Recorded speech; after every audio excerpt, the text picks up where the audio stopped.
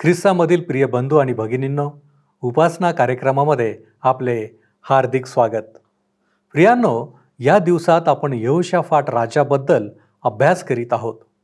आजच्या अध्ययनात आपण त्याने केलेल्या न्याय आणि नीतिमत्तेसाठीच्या गोष्टी, लोकांना प्रार्थनेसाठी एकत्रित करणे, अडचणींना तोंड देत असताना देवाची स्तुती करण्याची त्याची वृत्ती, या सर्व गोष्टी आपण अभ्यासणार आहोत. तर मग चला प्रियांनो, अधिक वेळ न दवडता आपण आपल्या अध्ययनाची सुरुवात करूया. श्रोत्यानो, ह्या दिवसांमध्ये आम्ही इतिहासाच्या दुसऱ्या पुस्तकाचे अध्ययन करीत आहोत. 19व्या अध्यायाच्या पहिल्या 4 वचनांना आम्ही संपवलं आहे. आज 5व्या वचनापासून पुढच्या वचनांवर आम्ही विचार करणार आहोत. 19वा अध्याय 5 ते 7 वचने सांगतात, त्याने यहुदाच्या प्रत्येक तटबंदी नगरात शास्ते नेमिले. त्याने शास्त्यास सांगितले, तुम्ही काय करिता याचा विचार करा. तुम्ही न्याय कराल तो मानवासाठी नाही, तर परमेश्वरासाठी करावयाचा आहे. न्याय करिताना तो तुमच्याबरोबर असणार, तर परमेश्वराची भीती तुमच्या ठायी असू द्या. तुम्ही जे कराल ते सांभाळून करा, कारण आपला देव परमेश्वर याच्याकडे काही अधर्म नाही. तो कोणाचे तोंड पाहून न्याय करीत नाही की लाज घेत नाही. श्रोत्यानो, मला ठामपणे वाटते की न्याय व्यवस्थेतील समस्या हीच आहे. जेव्हा एखादा देवहीन माणूस न्यायाधीशाच्या जागेवर बसतो, तेव्हा त्याला देवाचे भय नसते व देवाविषयी त्याला जबाबदारीही वाटत नाही. तो कोणीही असला तरी एक धोकादायक न्यायाधीश बनतो. तो धोकादायक आहे कारण त्याला देवाचे भय नसल्याने तो सर्व दुर्गुणांना बळी पडण्याची शक्यता असते. जेथे देवाचे भय नाही तेथे अन्याय आहे, व जेथे अन्याय आहे तेथे देवाचा क्रोध निश्चित रीतीने येतो. देवाजवळ पक्षपात, अन्याय व लाचलुचपत नाही. जसा तो आहे तसे आम्ही त्याच्या प्रतिमेप्रमाणे बनावे ही त्याची इच्छा आहे. यहोशाफाटाने आपल्या जीवनात, राज्यात व कारकिर्दीत देवाला सर्वप्रथम स्थान दिले. पुढे आपण 8 आणि 9 वचनांमध्ये वाचतो, यरूशलेमेतही यहोशाफाटाने लेवी व याजक आणि इस्रायलाच्या पितृकुळांचे प्रमुख यास परमेश्वराच्या बाबतीत न्याय करावयास व वादाचा निकाल करावयास नेमिले. मग ते यरूशलेमेत परत आले. त्याने त्यास बजावून सांगितले की परमेश्वराचे भय बाळगून खऱ्या व निष्कपट मनाने असे करा. त्याने सर्व गोष्टी देवासभोवती संघटित केल्या हे आपल्या लक्षात आलेच असेल. यहोशाफाटाने काही चुका केल्या तरीही त्याने संपूर्ण जीवाने, आत्म्याने व शक्तीने देवावर प्रीती केली, त्याच्या आज्ञा पाळल्या. साहजिक श्रोत्यानो, देवाने त्याला आशीर्वाद दिले व तो इतरांसाठी आशीर्वादाचे कारण झाला. आता आपण पुढचे वचन वाचूया. 10वं वचन सांगतं, तुमचे भाऊबंद जे आपापल्या नगरात राहत आहेत, त्यांच्यापैकी कोणाचा वाद तुमच्या पुढे आला तर तो मग खुनाचा असो किंवा धर्मशास्त्र, आज्ञा, नियम व निर्णय यांच्या संबंधीचा असो, तुम्ही त्यास असे बजावून सांगा की तुम्ही परमेश्वराचा अपराध करू नका. केला तर तुम्हावर व तुमच्या बांधवांवर त्याचा कोप होईल. असे करा म्हणजे तुम्हास दोष लागावयाचा नाही. नंतर 11वं वचन पहा, परमेश्वराविषयीच्या सर्व प्रकरणात मुख्य याजक अमर्या यास तुम्हावर नेमिले आहे, आणि राजासंबंधीच्या सर्व प्रकरणात यहूदा वंशाचा सरदार जबद्या बिन इस्रायल यास तुम्हावर नेमिले आहे. आणि लेवी हेही तुमच्या दिमतीस असतील. हिंमत धरा, आपले कर्तव्य करा, परमेश्वर भल्यांच्या बरोबर असणार. श्रोत्यानो, ह्या ठिकाणी आम्हाला दिसतं की कशा प्रकारे तो योग्य सल्ला आपल्या लोकांना देत आहे, आणि शेवटी तो त्यांची हिंमत बांधतो. तो म्हणतो, हिंमत धरा, आपले कर्तव्य करा, परमेश्वर भल्यांच्या बरोबर असणार. आता आपण 20व्या अध्यायाकडे वळत आहोत. 1 ते 3 वचने सांगतात, यानंतर मोवाबी व अम्मोनी आणि त्यांच्याबरोबर मौन्यातले कित्येक लोक युद्ध कराव्यास यहोशाफाटावर चालून आले. काही लोकांनी येऊन यहोशाफाटास खबर दिली की समुद्रापलीकडून आराम देशाच्या दिशेने एक मोठा समूह तुझवर चाल करून येत आहे. तो जमाव हससोन तामार उर्फ एन गेदी येथवर आला आहे. यहोशाफाटास धाक पडला व तो परमेश्वराला शरण जाण्याच्या मार्गास लागला. सर्व यहूदाने उपास करावा असे त्याने फरमाविले. या घटनेविषयी यहोशाफाटाची प्रतिक्रिया अगदी साधारण होती. तो घाबरला. त्याने ताबडतोब लोकांना त्याच्याबरोबर प्रार्थना व उपवासात सामील होण्यास सांगितले व तो प्रार्थना करू लागला. 4 आणि 5वं वचन, यहुदी लोक परमेश्वराचे सहाय्य मागण्यासाठी एकवट झाले. यहुदाच्या सर्व नगरातून ते परमेश्वराचा धावा करण्यास आले. यहोशाफाट परमेश्वराच्या मंदिरात नव्या अंगणासमोर यहुदी व एरुश्लेमकर यांच्या जमावामध्ये उभा राहिला. श्रोत्यानो, यहोशाफाटाने प्रार्थना केली. 6 आणि 7 वचन, तो म्हणाला, हे आमच्या पूर्वजांच्या देवा परमेश्वरा, तू स्वर्गीचा देव आहेस ना? राष्ट्रांच्या सर्व राज्यांवर तूच शास्ता आहेस ना? तुझ्या हाती एवढे सामर्थ्य व पराक्रम आहे की कोणाच्याने तुझसमोर टिकाव धरवत नाही.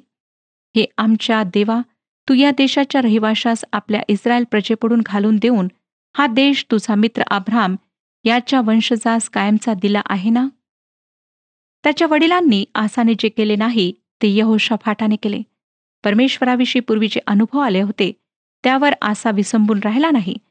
म्हणजे पूर्वानुभवामुळे निर्माण होणाऱ्या विश्वासाला त्याने अंगीकारले नाही. परंतु श्रोत्यांनो, आम्हाला दिसतं की यहोशाफाटाने परमेश्वराची आठवण ठेवली, त्याच्या अभिवचनांवर विश्वास ठेवला आणि त्याने परमेश्वराजवळ प्रार्थना केली.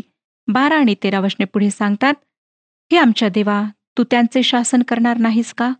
कारण आमच्यावर चालून आलेल्या मोठ्या समूहाशी सामना करण्यास आम्हास ताकद नाही. आम्ही काय करावे ते आम्हास सुचत नाही, पण आमचे डोळे तुझकडे लागले आहेत. तेव्हा सर्व यहुदी आपली मुले, बाळे व स्त्रियासह परमेश्वरासन्मुख उभे राहिले. श्रोत्यानो, खरोखर अतिशय सुंदर असा हा क्षण आहे. अत्यंत असहाय्य असताना यहोशाफाटाने स्वतःला देवाच्या हाती सोपवून दिले. आमच्या जीवनामध्ये अशा प्रकारचे अनेक प्रसंग येतात जेव्हा आम्ही अतिशय निराश होऊन जातो, चिंताग्रस्त होतो, सर्वत्र अंधकार दिसू लागतो व असे वाटते की पराभवाशिवाय आपल्या पदरात काही पडणार नाही. परंतु श्रोत्यानो, आमच्या निराशेत ख्रिस्त येशू आशेचा किरण आहे. आम्हाला पापाच्या व सैतानाच्या बंधनातून मुक्त करणारा तो पुनरुत्थित ख्रिस्त आमच्या सतत सोबत असतो. म्हणून त्याच्यावर विसंबून राहा, घाबरून जाऊ नका. परमेश्वर सर्व काही करण्यास समर्थ आहे. देवाच्या वचनाच्या सामर्थ्याने सर्व कठीण परिस्थितीवर मात करणे आम्हाला सहज जमते. खरोखर त्याचे वचन वादळात सापडलेल्या ख्रिस्ती व्यक्तीसाठी आश्रयाच्या खडकाप्रमाणे आहे. ते कधीही बदलत नाही. ज्या कार्यासाठी परमेश्वराने ते आमच्याकडे पाठवले आहे ते पूर्ण केल्याशिवाय ते वचन त्याच्याकडे परत जात नाही. त्याचे वचन सत्य व युगानुयुग टिकणारे आहे. येशू ख्रिस्त लूकऋषवर्तमान 21 अध्याय आणि 33 वचनात म्हणाला, आकाश व पृथ्वी नाहीशी होतील, परंतु माझी वचने मुळीच नाहीशी होणार नाहीत. श्रोत्यानो, त्याच्या वचनावर विश्वास ठेवून आध्यात्मिक युद्ध लढणारे देवाचे सेवक कधीही पराभूत झाले नाहीत. आपणाकरिता सुद्धा त्याचे हेच आश्वासन आहे. 14 वचन पुढे सांगतं, मग आसाफ वंशातला यहजिएल बिन जखऱ्या बिन बनाया बिन येयेल बिन मत्तन्या लेवी हा ह्या मंडळीमध्ये उभा होता. त्याच्या ठाई परमेश्वराचा आत्मा उतरला. पवित्र शास्त्रामध्ये लोकांची ओळख पटविण्यासाठी वंशावळीचा कसा उपयोग करण्यात आला आहे हे लक्षात घ्या. वंशावळ्या अतिशय महत्त्वाच्या आहेत व या लोकांनी त्यांची अचूक नोंद ठेवली. यावेळेस देवाचे वचन सांगणारा यहजिएल हा सेवक होता. 15 वचन, आणि तो म्हणाला, अहो सर्व यहुद्यांनो, एरुश्लेम निवासी जनहो आणि हे राजा यहोशाफाटा, तुम्ही सगळे ऐका. परमेश्वर तुम्हाला सांगत आहे की हा मोठा समुदाय पाहून घाबरू नका, कचरू नका, कारण युद्ध तुमचे नव्हे, देवाचे आहे. श्रोत्यांनो, आमच्यापैकी कित्येकांना या गोष्टीची खरोखर आठवण राहत नाही. जेव्हा आमच्यावर कठीण प्रसंग येतात, समस्या येतात, तेव्हा आम्ही घाबरून जातो, इकडे तिकडे मदतीसाठी धावतो. परंतु हेच आश्वासन, हेच वचन आमच्याकरिता आहे की युद्ध तुमचे नव्हे, देवाचे आहे. कचरू नका, घाबरून जाऊ नका. खरोखर यहोशाफाटाप्रमाणे सर्व परिस्थिती देवाच्या हाती सोपवायला मी आणि तुम्ही शिकलो तर किती बरे होईल. पुढे 20 वचन सांगतं, ते अगदी पहाटेस उठून तकोवाच्या अरण्यात जाण्यास निघाले. ते जाऊ लागले तेव्हा यहोशाफाट उभा राहून म्हणाला, अहो यहुद्यांनो, अहो एरुश्लेम निवासी जनहो, ऐका. तुमचा देव परमेश्वर याच्यावर विश्वास ठेवा, म्हणजे तुम्ही खंबीर व्हाल. त्याच्या संदेष्टांवर विश्वास ठेवा, म्हणजे तुम्ही यशस्वी व्हाल. त्यांच्यावर चाल करून येणाऱ्या शत्रूला सामोरे जाण्यासाठी ते सर्व निघाले. यहोशाफाटाने आपल्या सैन्याला प्रभू परमेश्वरावर विश्वास ठेवण्यासाठी प्रोत्साहन दिले. त्याने असे नाही म्हटले की माझ्यावर विश्वास ठेवा, परंतु त्याने म्हटले परमेश्वरावर विश्वास ठेवा, परमेश्वराच्या संदेष्टांवर विश्वास ठेवा, म्हणजे तुम्ही यशस्वी व्हाल. श्रोत्यानो, पुष्कळदा आम्ही परिस्थितीवर इतके लक्ष केंद्रित करतो की परमेश्वरावर लक्ष केंद्रित करण्यास आम्ही विसरून जातो. 21 वचन पुढे सांगतं, सैन्याबरोबर बाहेर जाताना परमेश्वराचा धन्यवाद करा, कारण त्याची दया सनातन आहे. हे स्तोत्र पावित्र्याने मंडित होऊन गावे म्हणून त्याने प्रजेचा सल्ला घेऊन कित्येकास त्या कामी नेमिले. सैन्याला संघटित करण्याचा हा किती विलक्षण मार्ग आहे. या ठिकाणी यहोशाफाटाने त्याचे अत्यंत प्रभावशाली अस्त्र बाहेर काढले नाही. त्याने फक्त त्याच्या गायक वृंदाला बाहेर आणले व त्यांना देवाचे स्तुतिगायन करावयास लावले, यासाठी की त्याची प्रेमदया सनातन आहे. श्रोत्यानो, कठीण परिस्थितीमध्ये देवाची स्तुती, त्याचे गीत, त्याचे स्तोत्र गाणे हे एक अत्यंत प्रभावशाली शस्त्र आहे. आपण ह्याचा अनुभव घेऊन पहा. थेसलनिका करासपत्र पहिले पत्र 5 अध्याय 16 ते 18 वचनात संत पौल म्हणतो, सर्वदा आनंदित असा, निरंतर प्रार्थना करा, सर्व स्थितीत उपकार स्तुती करा, कारण तुम्हाविषयी ख्रिस्त येशूमध्ये देवाची इच्छा हीच आहे. श्रोत्यानो, ह्या गोष्टीचा अनुभव मी स्वतः घेतलेला आहे. आपण सुद्धा घ्या. शत्रू समोर उभा असताना देवाची स्तुती करणे कोणाला मूर्खपणाचे वाटेल, परंतु ख्रिस्ती विश्वासणाऱ्यांसाठी देवाची तीच आज्ञा आहे, कारण त्यांच्या स्तुतीमध्ये देवाचे सामर्थ्य उतरून येते. त्याद्वारे विजयी जीवन प्राप्त होते. या ठिकाणी सैन्याच्या पुढे चाललेल्या गायक वृंदाने देवाची स्तुती केल्याने जे घडले ते विलक्षण आहे. देवाने त्यांना विजय दिला. त्यांच्यासाठी देवाने ते युद्ध जिंकले.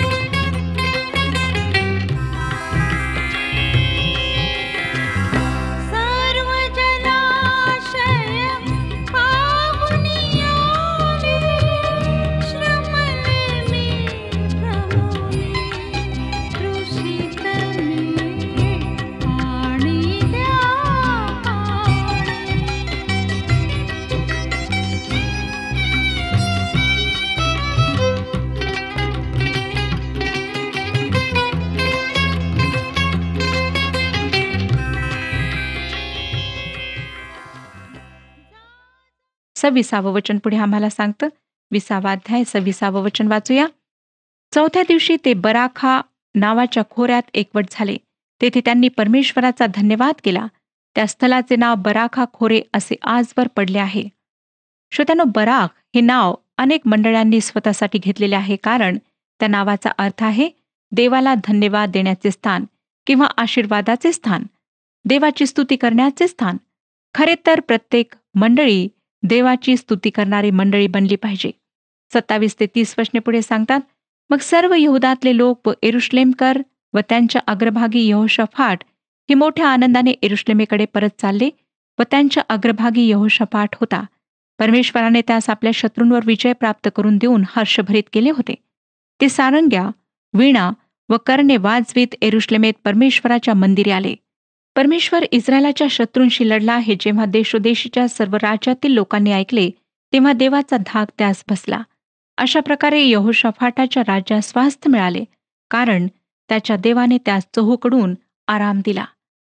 परमेश्वर देव शांती व विसावा देतो, ह्याचे एक जिवंत उदाहरण आमच्या समोर आहे. श्रोत्यानो, आज जर आपल्या जीवनात शांती नाही, आपण अशांतीने भरलेले आहात, सत्याच्या शोधात आहात, तर जिवंत परमेश्वराजवळ या. 33 वचन पुढे सांगतं, तथापि उच्च स्थाने काढून टाकलेली नव्हती आणि लोकांनी अद्याप आपल्या वडिलांच्या देवाकडे आपले चित्त लाविले नव्हते. मूर्तीपूजेमुळे देशाचे पतन झाले. यहोशाफाटाची आध्यात्मिकरित्या संपन्न व भौतिकरित्या समृद्ध कारकीर्द आपण इतिहासाचे दुसरे पुस्तक या पुस्तकाच्या 17 ते 20 या अध्यायांमध्ये पाहिली.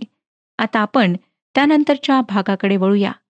21 व 22 या अध्यायांमध्ये देशाची धर्मभ्रष्टता व देशाचे पाप यांचे वर्णन करण्यात आले आहे. या भागामधील काही उतारे काहीसे गुंतागुंतीचे आहेत. त्याचे कारण श्रोत्यानो पाप आहे, कारण पाप नेहमीच गुंतागुंत निर्माण करते. मी जर आपणाला म्हटले की माझ्या हातात अगदी सरळ असलेली काठी आहे, तर तुम्हाला ती नक्की कशी दिसते याची सहज कल्पना येईल, कारण काठीचा सरळपणा एकाच प्रकारचा असतो. परंतु जर मी म्हटले की माझ्या हातात एक वाकडी काठी आहे, तर तुम्हाला ती नक्की वाकडी कशी आहे ह्याची कल्पना करता येणार नाही, कारण श्रोत्यांनो वाकडेपणा अनेक प्रकारचा असू शकतो. त्याच प्रकारे पाप अनेकांना मोहात पाडू शकते, कारण ते धूर्त आहे, ते लालच दाखवणारे आहे, ते अनियमित, विलक्षण आणि गुंतागुंतीचे असते. या गोष्टीचे स्पष्टीकरण आम्हाला यहोशाफाटाच्या मृत्यूनंतर यहुदाच्या गादीवर येणाऱ्या यहोरामाच्या जीवनामध्ये मिळते. 21 अध्याय 1 वचन सांगतं, यहोशाफाट हा आपल्या पितरांजवळ जाऊन निजला व त्यास त्याच्या पूर्वजांमध्ये दावीदपुरात मूठमाती देण्यात आली. त्याचा पुत्र यहोराम त्याच्या जागी राजा झाला. हाच तो यहोराम, यहोशाफाटाचा मुलगा, ज्याने आहाब व इजबेलीच्या मुलीशी लग्न केले होते. त्यांच्याकडून तो कुकृत्य करायला शिकला. मला वाटतं श्रोत्यानो, या बाबतीत तो एक हुशार विद्यार्थी होता. 4 वचन, यहोराम आपल्या बापाच्या गादीवर कायम होऊन बलाढ्य झाला, तेव्हा त्याने आपल्या सर्व भावास व इस्रायलाच्या काही सरदारास तरवारीने वधिले. त्याच्याबरोबर जे स्पर्धा करू शकले असते त्यांना त्याने अतिशय क्रूरतेने नष्ट केले. त्याने राजघराण्यातील प्रत्येकाला व स्वतःच्या सख्या भावांना देखील तरवारीने मारले. त्याने असे करण्याचे कारण पुढील वचनांमध्ये देण्यात आले आहे. 6 वचन पुढे सांगतं, आहाबाच्या घराण्याप्रमाणे, इस्रायलाच्या राजांच्या रीतीप्रमाणे तो चालला. त्याने आहाबाच्या कन्येशी लग्न केले. परमेश्वराच्या दृष्टीने जे वाईट ते त्याने केले. श्रोत्यानो, परमेश्वर मिश्र विवाह कधीच आशीर्वादित करीत नाही. 7 वचन, तथापि जो करार परमेश्वराने दाविदाशी केला होता त्यामुळे आणि त्याने त्याचा व त्याच्या वंशजांचा दीप सर्व काळ राहील असे वचन दिले होते, त्यामुळे तो दाविदाचे घराणे नाहीसे करीना. हा माणूस श्रोत्यानो इतका दुष्ट होता की त्याच्या घराण्याचा शेवट करण्याच्या देवाच्या कृत्याचे सहज समर्थन झाले असते. परंतु परमेश्वर आपल्या अभिवचनांविषयी विश्वासू आहे. त्याने दाविदाशी करार केला होता, म्हणून तो दाविदाचे घराणे नष्ट करण्यास तयार होईना. आमच्या स्वतःच्या वर्तनाकडे जर आपण परीक्षण करून पाहिले, तर आम्हाला असे दिसेल की आम्ही देवाबरोबर केलेला करारच मोडत नाही, तर आमच्या सहकाऱ्यांबरोबर, कुटुंबियांबरोबर, मित्रांबरोबर केलेला करार सहज मोडतो. एवढेच काय, परंतु पती-पत्नीतील करारही मोडल्या जातात. माणूस कित्येकदा अविश्वासी होतो, अविश्वासूपणे वागतो. तो त्याचे देवाबरोबर केलेले करार सोयीनुसार विसरून जातो. परंतु श्रोत्यांनो, आमचा परमेश्वर असा परमेश्वर नाही. विश्वासूपणा हा देवाचा गुणधर्म आहे. म्हणूनच दाविदाशी केलेला करार त्याने 4-5व्या पिढीपर्यंतच काय, तर येशू ख्रिस्त ह्या जगात येईपर्यंत म्हणजे शेवटपर्यंत पाळला. आता यहोरामाच्या सर्व कुकृत्यांचा घडा भरला आहे व त्याच्यावर देवाचा क्रोध यायला सुरुवात झाली आहे. 21 अध्याय 8 ते 10 वचने पुढे सांगतात, त्याच्या कारकिर्दीत अदोमाने यहुदाचे स्वामित्व झुगारून देऊन आपला राजा नेमिला. तेव्हा यहोराम आपले सेनानायक व आपले सर्व रथ बरोबर घेऊन तिकडे गेला. ज्या अदोमी लोकांनी त्यास घेरले होते त्यास व रथाच्या नायकास त्याने रात्रीच्या वेळी उठून मार दिला. अदोमाने यहुदाचे स्वामित्व झुगारून दिले. ते आजवर तसेच आहे. याच सुमारास लिब्नाने त्याचे स्वामित्व झुगारून दिले. त्याने आपल्या पूर्वजांचा देव परमेश्वर यास सोडिले होते म्हणून असे झाले. यहोरामावर हा क्रोध का आला याचे देव स्पष्ट कारण देतो. देवाचे वचन सांगते की हा क्रोध देवापासून होता.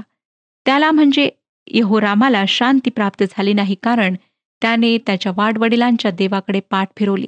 त्याने जे वाईट ते केले. 11वं वचन सांगतं, त्याने आणखी यहुदाच्या पहाडांवर उच्चस्थाने बांधिली आणि येरुशलेमेतल्या रहिवाशांमध्ये व्यभिचारी मतीने चालाव्यास लावून यहुदास बहकिविले. त्याच्या वडिलांनी यहोशाफाटाने लोकांना ज्या पापातून वाचवले होते त्याच मूर्तीपूजेच्या पापात यहोरामाने लोकांना ढकलले. आजही जे लोक आपल्या दुराचरणामुळे विश्वासात दुबळे असणाऱ्यांना बहकवत आहेत, त्यांचा परमेश्वर न्यायनिवाडा करतो. त्याचे वचन तीक्ष्ण आहे.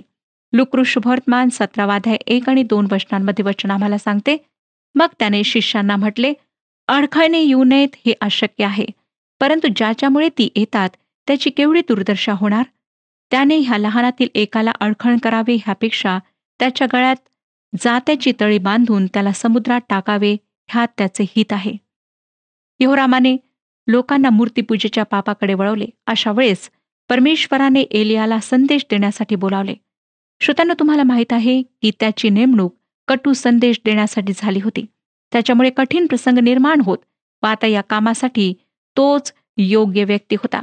12वं वचन पहा, एलिया संदेष्टाकडून त्यास एक लेख आला तो असा, तुझा पूर्वज दावीद याचा देव परमेश्वर म्हणतो, तू आपला बाप यहोशाफाट याच्याप्रमाणे व यहूदाचा राजा आसा याच्याप्रमाणे चालला नाहीस. अशा कडक भाषेने सुरुवात करून तो पुढे 13 ते 15 वचनांमध्ये म्हणतो, तर इस्रायलाच्या राजाप्रमाणे चाललास आणि अहाबाच्या घराण्याप्रमाणे यहुदी व येरुशलेम निवासी यास व्यभिचारी मतीने चालाव्यास लाविले. त्याचप्रमाणे तुझ्याहून चांगले असे जे तुझ्या बापाच्या घराण्यातील तुझे भाऊबंद त्यांचा तू वध केला. यामुळे पहा, तुझे लोक, तुझी मुले बाळे, तुझ्या स्त्रिया व तुझे सर्व धन यावर परमेश्वर मोठा प्रहार करील. तू आतड्याच्या रोगाने बहुत पीडा पावशील. तो रोग इतका वाढेल की त्यामुळे दिवसानुदिवस तुझी आतडी गळून पडतील. श्रोत्यांनो, अशा प्रकारचा संदेश केवळ एलियास देऊ शकला असता. हा अतिशय कठोर संदेश आहे, परंतु परमेश्वराला हाच संदेश यहोरामाला द्यायचा होता. या संदेशाचा गाभा विशेष वेगळा नव्हता. एलिया जशा प्रकारचे संदेश देत असे तसाच हा संदेश होता, परंतु परिस्थिती मात्र असामान्य होती. त्यातून 3 प्रश्न उद्भवतात: कोण, केव्हा व कुठे. आता पहिल्या प्रश्नाचे आपण उत्तर शोधूया. कोण? एलिया कोण होता? हा संदेश यहोशाफाटाचा मुलगा यहोराम याला उद्देशून होता. राजेच्या पुस्तकातली नोंद आम्हाला सांगते की यहोशाफाटाच्या कारकिर्दीच्या 18व्या वर्षी एलियाचे स्वर्गारोहण झाले. म्हणजे यहोरामाच्या काळात तो पृथ्वीवर नव्हता. पवित्र शास्त्राच्या काही विद्यार्थ्यांचे मत आहे की हा दुसरा एलिया होता. हा तशबीकर एलिया नव्हता. श्रोत्यांनो, जर हा तशबीकर एलिया नसता तर देवाने ते स्पष्ट केले असते. जर दैवी गोष्टींचा तुम्ही नकार करीत नसाल तर अशा बाबतीत काही अडखळ नाही. जर तुम्ही दैवी सामर्थ्याचा नाकार करीत असाल तर पवित्र शास्त्रातील पुष्कळ गोष्टी आपण स्वीकारू शकणार नाही. श्रोत्यांनो, हा संदेश देणारा एलियाच होता. आता दुसरा प्रश्न आहे, केव्हा? एलियाने तो संदेश केव्हा लिहिला? त्याच्या स्वर्गरोहणानंतर काय? या गोष्टीचे आपण साधे स्पष्टीकरण देऊ शकतो, ते म्हणजे त्याने स्वर्गरोहणापूर्वी हा संदेश लिहून ठेवला. आता आपण म्हणाल, हे दैवी आहे. मला हेच म्हणायचे आहे की भविष्यवाद दैवी असतो. भवितव्याविषयी केलेले ठाम भविष्य म्हणजे संदेश, आणि अनेक घटना हे सिद्ध करतात. पर्शियाचा कोरेश जन्मण्याआधी 200 वर्षे एशियाने त्याविषयी विदित केले. दानियालाने अलेक्झांडर द ग्रेट विषयी विदित केले. अलिशाने आरामाचा राजा हजाएल याविषयी विदित केले. ख्रिस्ताच्या जन्माचे स्थळ बेथलेम असेल असे मिखाने विदित केले. केवळ परमेश्वरच इतक्या अचूकपणे गोष्टी विदित करू शकतो. आता शेवटचा प्रश्न आहे, कोठे? एलियाने हे भविष्य कोठे लिहिले? तो तर उत्तरेच्या राज्याचा संदेष्टा होता. इतिहासाच्या पुस्तकातला एलियाविषयी हा एकच उल्लेख आहे, कारण त्यामध्ये देवाचा दृष्टिकोन देण्यात आला आहे. एलियाविषयी देवाला संतोष वाटत होता, परंतु त्याचे नाव या पुस्तकात येत नाही, कारण देवाने संपूर्ण उत्तरेच्या राज्याला या पुस्तकातून गाळून टाकलेले आहे आणि दक्षिणेकडच्या राजाशी एलियाने बोलण्याची ही एकच वेळ आहे. तो यहोशाफाटाशी कधीच बोलला नाही. याचे कारण उघड आहे.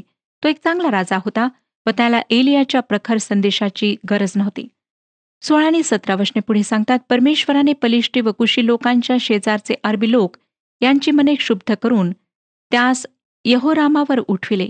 ते यहूदावर स्वारी करून त्यात घुसले आणि राजमंदिरात जितकी संपत्ती मिळाली तितकी सर्व आणि राजपुत्र व राजस्त्रिया ही अवघी त्यांनी नेली.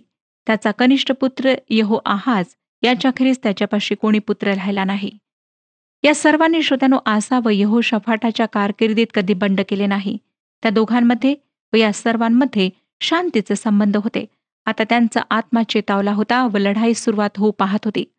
कारण पापाचा परिणाम युद्ध होय. आम्हाला कधीकधी वाटतं श्रोत्यानो की युद्ध युद्धभूमीवर होते, परंतु खरे तर युद्धाची सुरुवात घरामध्ये होते. त्याची सुरुवात माणसाच्या पापी हृदयामध्ये होते. 18 ते 20 वचनांमध्ये आम्हाला दिसतं की कशाप्रकारे त्याला तो असाध्य रोग लागला आणि त्या रोगामध्येच त्याचा अंत झाला. त्यास दावीदपुरात मूठमाती दिली, पण ती राजाच्या थडग्यात दिली नाही. श्रोत्यांनो, अशा प्रकारे फार भयंकर असा मृत्यू त्याचा झाला. लक्षात ठेवा श्रोत्यांनो, परमेश्वराचा न्याय अटळ आहे. म्हणून आजच आपले आध्यात्मिक जीवन सुधारा. परमेश्वर आपणास आशीर्वाद देऊ. हा कार्यक्रम आपणास आवडला काय? आता आम्हाला एक मिस कॉल करा आणि आपण पुढील विजेता होऊ शकता.